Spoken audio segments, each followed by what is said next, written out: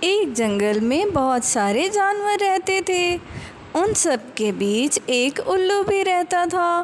وہ دن بھر سوتا اور رات کو جاگتا رہتا۔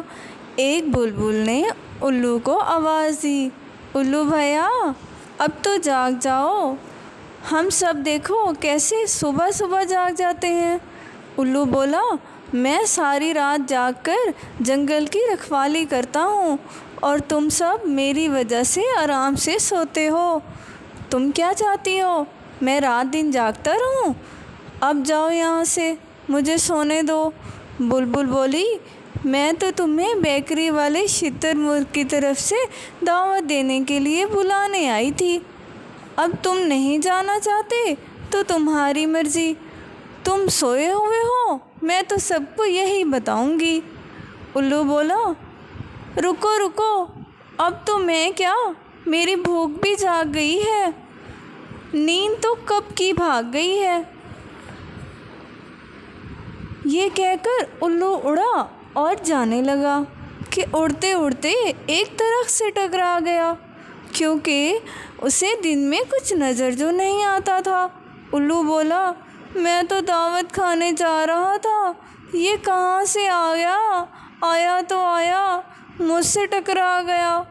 الو وہاں سے دوبارہ اڑا، بیکری تو نہ ملی، وہ ایک پہاڑ سے ٹکرا گیا اور بولا، یہ پہاڑ اتنا بڑا ہو گیا ہے لیکن ذرا سی عقل تو ہے ہی نہیں، کوئی اس کو سمجھاؤ، میرے راستے سے اس کو ہٹاؤ۔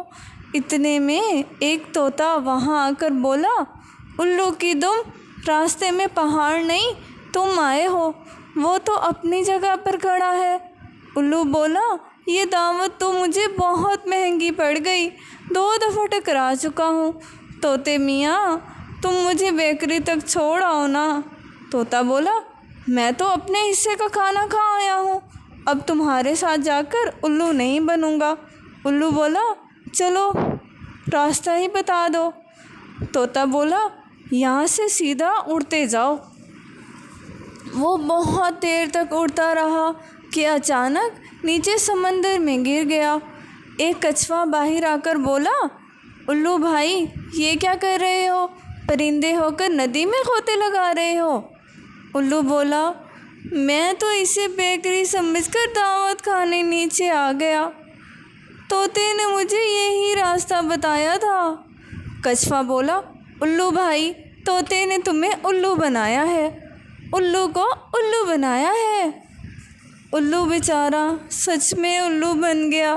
تو دیکھا اپنے پیارے بچوں، ہمیں کسی کی باتوں میں نہیں آنا چاہیے بلکہ اپنا راستہ خود بنانا چاہیے تاکہ ہم الو کی طرح الو نہ بن سکیں۔